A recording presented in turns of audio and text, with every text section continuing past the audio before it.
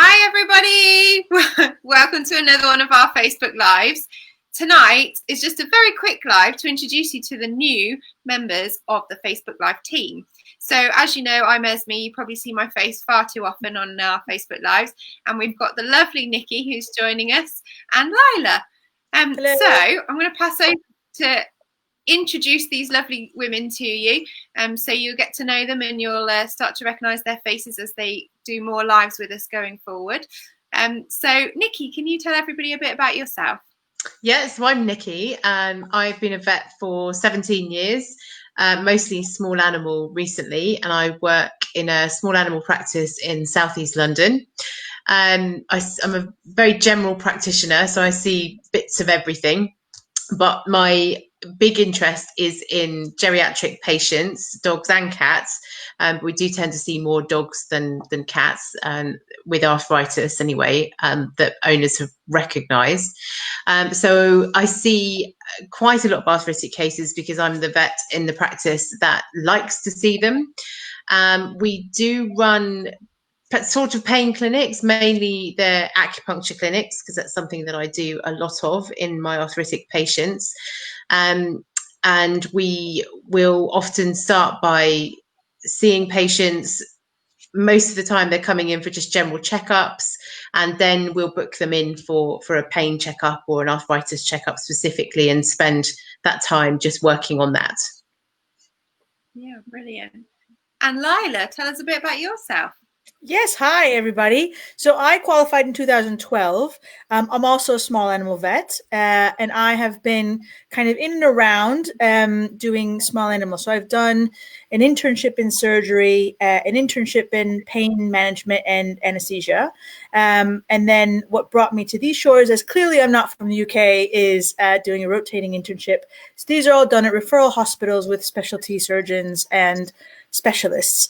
And then I went into the world of small animal practice, where I'm also a general practitioner, but I've also done emergency work as well. What kind of got me into osteoarthritis and managing osteoarthritis was that, so many of our clients, they come in so painful and, it's just a shame, and you don't really want to put them to sleep so soon. There's so much management that we can do if we start early on. And that's what really got me passionate about arthritis and arthritis management, is trying to help these patients live a long and a life that has a quality of life as well. So, and just managing their pain and doing the physio that they need to do, and getting the owners on board, and educating owners so that they can live a long and healthy life with their pets as long as possible, basically. So yeah. Brilliant. It's that multimodal approach that we're always going on about. Absolutely. Yeah. So girls, I'm going to quiz you a little bit. What do you do when you first have your first case? Let's make a case. Buster, he's an 11-year-old Labrador. Mum's just noticed that he's slowing down a bit on walks and he's struggling to go up the stairs. Where do we start? What do we do with this boy? Well, for me, what we generally do is we book a nice long consult time, and we have a nice seat, sit down, and first things first is I like to take a really good history. So I would ask somebody before they come in, if we know that they're going to come in for an arthritis clinic, I have a list of questions that I might email to the owner or chat to them on the phone and just say, I want you to think about this, this and this before you come in. And then we can write down some notes, take a really good history before we even start looking at Buster. We just like to know what we're dealing with, and also discuss maybe what the owner is expecting from whatever we might be able to do for him. So we have this really long discussion first, which probably takes up at least half of the consultation, before we then go on to start looking at Buster. What I like to do, and I'm sure everyone has this as well, and I find that a lot of clients do it even without asking, is that they take videos of their dog. So they are really, really useful, I find, because you can see them in the vets. They're always going to be acting slightly differently. So I really love to see those videos of dogs walking. Some of them, I have to admit, aren't, and even the owners will be laughing because they're not very clear. You can't really see very much at all. But videos, I think, are one of the best things for owners to bring in for a first check and also to do for subsequent consultations, just to see how they're progressing, because again, you may not be able to see that in the consultation. So yeah, that's what we tend to start by doing, is take a really good history, and then I would have a look at Buster, watch him walking, watch those videos, and then sit down and chat about a plan that we could think about doing. Absolutely. Yeah. Have you got anything that you'd add to that, Lila? So I think absolutely I agree.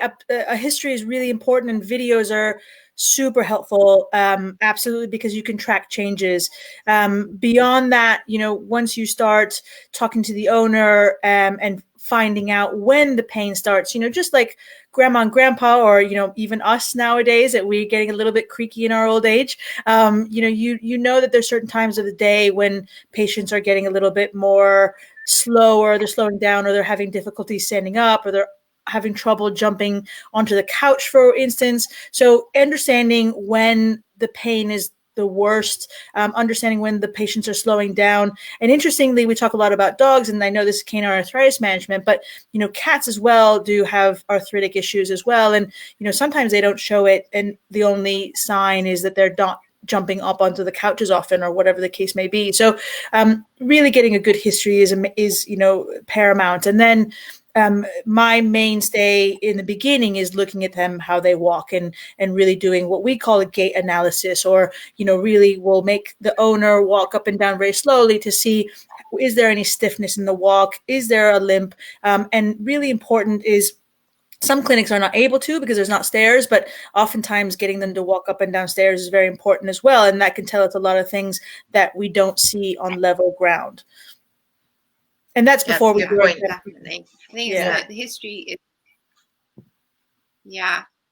And the history is the most important bit, isn't it? Because there's so many subtle behaviours that owners probably don't put down to anything. They just put down to maybe an aging change. Yeah. And actually that can be the most. So the dog doesn't in its bed anymore, it's sleeping next to a cold drafty door. That could be such a subtle and small change, but could be actually a huge indicator that arthritis is starting to cause issues and they can't get in the bed, or whatever the case may be. So I think you're absolutely right there.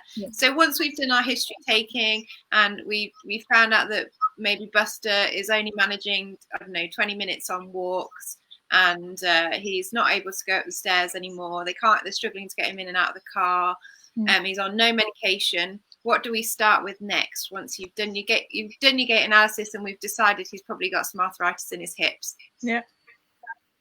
Well, I would suggest, I think it's always a matter of discussing options, because there are thankfully so many things that we can do nowadays.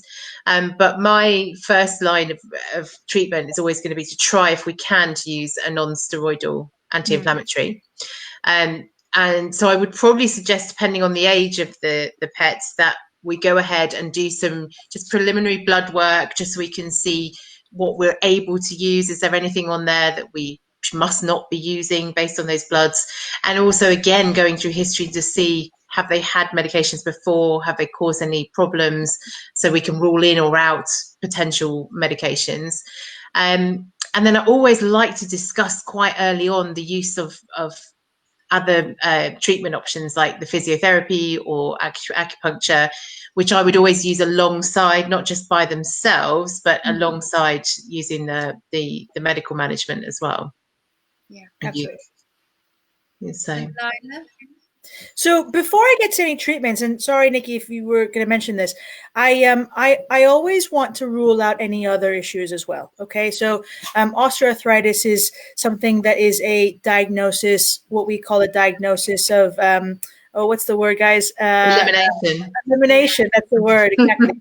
So I do a thorough orthopedic examination. I move all the joints. I feel all the bones. I try to rule out any other issues. But oftentimes we'll need some images. So we'll need to do some x-rays, and these are done under sedation. So, there's other things that can be happening, like joint issues that are outside of arthritis or are complicated and have created arthritis themselves. So something like a cranial cruciate ligament rupture, which is basically the same thing as when human beings get hit on the side of the knee when they're skiing and they rupture their ACL. Same thing in dogs. They get that, and it's a degenerative disease. And that in and of itself may or may not show symptoms until too late. And that can cause arthritis. Okay. So I oftentimes do imaging just to rule out other causes that need to be attended to, or if we need to deal primarily with the arthritis. And just like Nikki said, NSAIDs are really the cornerstone of treatment and of management of these cases. And blood tests are really important because we need to be able to make sure that these drugs are safe, that there's no other concurrent illnesses, that what we say concurrent, meaning at the same time, illnesses that these poor little guys have, so that we can keep them on long-term anti-inflammatories. And then we bring in kind of what we call conjunctive care or supportive care, which is supplements can do wonders. Some of them, physiotherapy, acupuncture. If the dog is very, very painful, other kinds of medications as well, so that we are tackling it in a multimodal approach. And physio is, I can't stressed enough how important physio is in these cases. I think they along with NSAIDs, along with anti-inflammatories, physio for me are the two kind of main factors, and then adding other things in for sure. And the treatment changes as the life of the dog progresses, as the arthritis progresses. So it's very important to keep in touch with your vet, to keep in touch with the owner, and to keep track of how things are going. And these videos are fantastic, what Nikki was saying, because you can track how painful a dog is, and the owners can see the differences between year to year and month on month. So I think and then the treatment plan changes from there. So yeah. The other thing is that since watching or looking at all the canine arthritis management information, I've now been suggesting to owners, I think I don't know if you probably do it as well, but about the diaries, keeping the diaries, and especially with the more severe cases, maybe where they're not doing quite so well, recognizing a good day and a bad day, even something as simple as that, it brings a lot to the owner and to you, just to find out exactly, how bad is this? Do we need to radically change things? Can we just tweak this here or there? And it's something I think with arthritis, it's always got to be a team effort, hasn't it, between you and the owner and the pet. It can't just be down to the vet. It can't just be down to the owner. Everyone has to be involved in making those decisions, I think. Yeah, absolutely. I 100% agree. I think those regular checkups are just the most important thing, aren't they? Having the regular assessment and rechecking how we're doing with drugs, not being afraid to change. It's a very dynamic disease, which means we need to approach it in a dynamic way.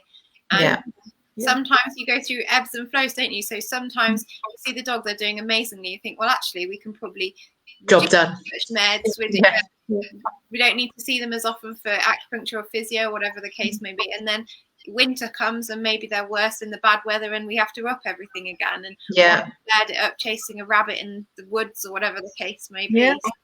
And some dogs have like different reactions to different anti-inflammatories too. So just like when humans, some of us do better on paracetamol and some of us do better on ibuprofen, for instance. And the same thing is true for our pets. Some of them do better on some anti-inflammatories and some do better on others. And, I think everyone knows Medicam, it's something that every pet has had at some point in their lives, especially if they've been spayed or neutered. But there are other anti-inflammatories out there that may work better for your pet. And so, that's definitely a conversation to have with your vet to say, that's really working well, or, it's not quite right. Is there something else we can try? Because, there's so many options right now. And the main thing for me, and I think for all of us at CAM, is that catching it as early as possible to try and protect the cartilage, because that's really the game, is protecting the cartilage that's buffering these bones from rubbing up against each other. And so trying to get it early and trying to keep your pet as pain-free as possible. So yeah, and then from there on out, it's just a relationship between you and your vet, really. Definitely. Yeah. So I'm going to wrap it up. We're just doing a quick one tonight because I just wanted everyone to know your lovely faces and get to know you. But I'm going to put you both on the spot and ask you for your 5 each top tips that you would give for owners with an arthritic pet. Okay, so I'd do, first one I would say keep a diary. Just jot down something, even if it's not every day, when you're thinking about it, because you often forget what you want to say about what's been happening. Number 2 is for owners, I think just be very open to having chats with your vets and using all the options that are out there for your pets. Another top tip would be, don't ignore the signs. If you're worried about something, take note of that and do something about it. Don't ignore it till it's too late. And then all your common ones, like, don't do stupid things in the first place.